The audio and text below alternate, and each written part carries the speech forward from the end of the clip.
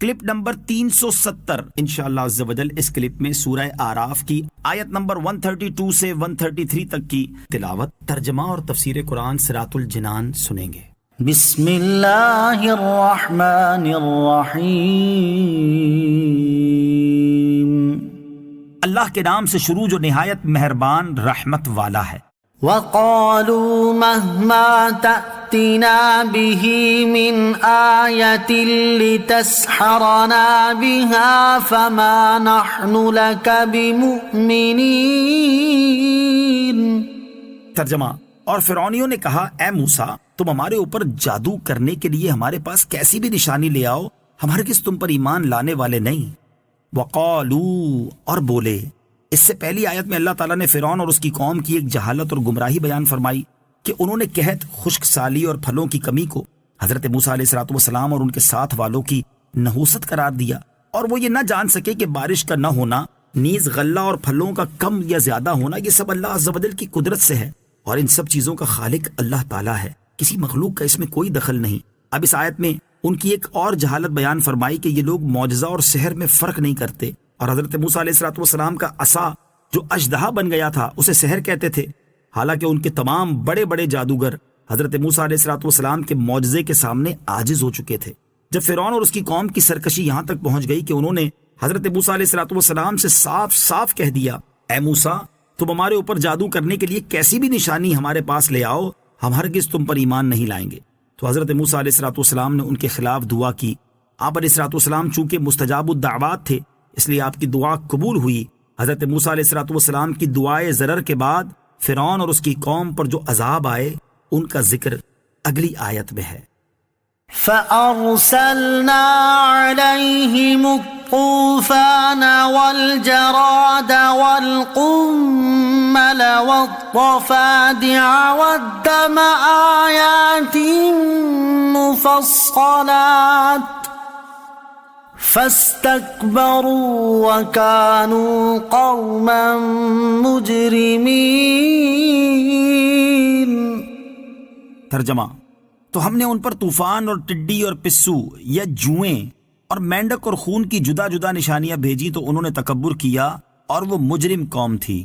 فَأَرْسَلْنَا، تو ہم نے بھیجا۔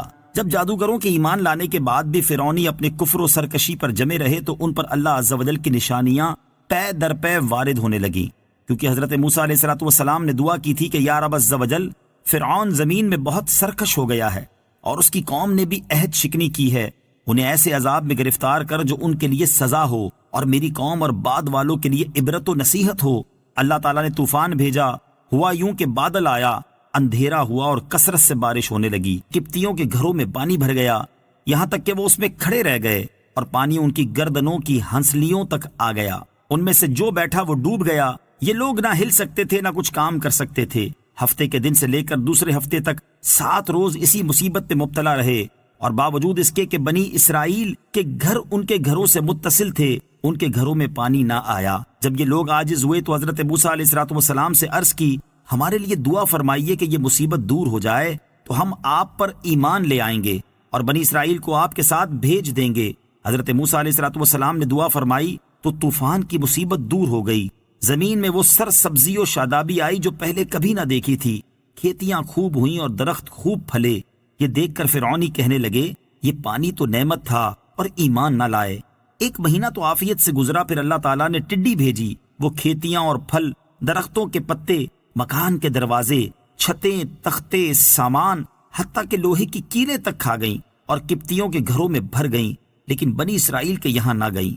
اب قبطیوں نے پریشان ہو کر پھر حضرت موسیٰ علیہ السلام سے دعا کی درخواست کی اور ایمان لانے کا وعدہ کیا، اس پر عہد و پیمان کیا۔ 7 روز یعنی ہفتے سے ہفتے تک ٹڈی کی مصیبت میں مبتلا رہے، پھر حضرت موسیٰ علیہ السلام کی دعا سے نجات پائی۔ کھیتیاں اور پھل جو کچھ باقی رہ گئے تھے انہیں دیکھ کر کہنے لگے یہ ہمیں کافی ہیں، ہم اپنا دین نہیں چھوڑتے، چنانچہ ایمان نہ لائے، عہد وفا نہ کیا اور اپنے اعمال خبیثہ میں مبتلا ہو گئے۔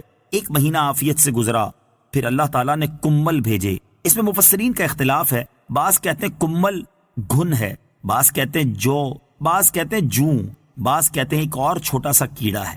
اس کیڑے نے جو کھیتیاں اور پھل باقی رہے تھے وہ کھا لیے۔ یہ کیڑا کپڑوں میں گھس جاتا تھا اور جلد کو کاٹتا تھا، کھانے میں بھر جاتا تھا۔ اگر کوئی 10 بوری گندم چکی پر لے جاتا تو 3 سیر واپس لاتا، باقی سب کیڑے کھا جاتے۔ یہ کیڑے فرعونیوں کے بال، بھویں، پلکے چاٹ گئے، ان کے جسم پر چیچک کی طرح بھر جاتے، حتیٰ کہ ان کیڑوں نے ان کا سونا دشوار کر دیا تھا۔ اس مصیبت سے فرعونی چیخ پڑے اور انہوں نے حضرت موسیٰ علیہ السلام سے عرض کی، ہم توبہ کرتے ہیں، آپ اس بلا کے دور ہونے کی دعا فرمائیے۔ چنانچہ 7 روز کے بعد یہ مصیبت بھی حضرت موسیٰ علیہ السلام کی دعا سے دور ہوئی، لیکن فرعونیوں نے پھر عہد شکنی کی اور پہلے سے زیادہ خبیث تر عمل شروع کر دیے۔ 1 مہینہ امن میں گزرنے کے بعد پھر حضرت موسیٰ علیہ السلام نے دعا کی تو اللہ تعالیٰ نے مینڈک بھیجے، اور یہ حال ہوا کہ آدمی بیٹھتا تھا تو اس کی مجلس میں مینڈک بھر جاتے، بات کرنے کے لیے منہ کھولتا تو مینڈک کود کر منہ میں چلا جاتا، ہانڈیوں میں مینڈک، کھانوں میں مینڈک، چولوں میں مینڈک بھر جاتے تو آگ بجھ جاتی تھی، لیٹتے تھے تو مینڈک اوپر سوار ہوتے تھے۔ اس مصیبت سے فرعونی رو پڑے اور حضرت موسیٰ علیہ السلام سے عرض کی، اب کی بار ہم پکی توبہ کرتے ہیں۔ حضرت موسیٰ علیہ السلام نے ان سے عہد و پیمان لے کر دعا کی تو 7 روز کے بعد یہ مصیبت بھی دور ہوئی اور 1 مہینہ عافیت سے گزرا، لیکن پھر انہوں نے عہد توڑ دیا اور اپنے کفر کی طرف لوٹے۔ پھر حضرت موسیٰ علیہ السلام نے دعا فرمائی تو تمام کنوؤں کا پانی، نہروں اور چشموں کا پانی، دریائے نیل کا پانی، غرض ہر پانی ان کے لیے تازہ خون بن گیا۔ انہوں نے فرعون سے اس کی شکایت کی تو کہنے لگا کہ حضرت موسیٰ علیہ السلام نے جادو سے تمہاری نظر بندی کر دی ہے۔ انہوں نے کہا، تم کس نظر بندی کی بات کر رہے ہو؟ ہمارے برتنوں میں خون کے سوا پانی کا نام و نشان ہی نہیں۔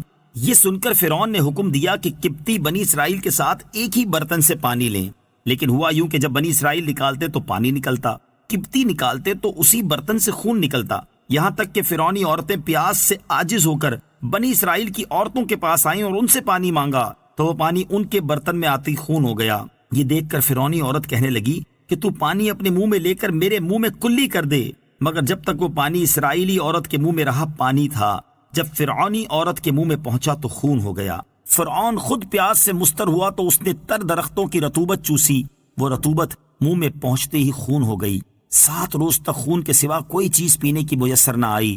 تو پھر حضرت موسیٰ علیہ السلام سے دعا کی درخواست کی اور ایمان لانے کا وعدہ کیا۔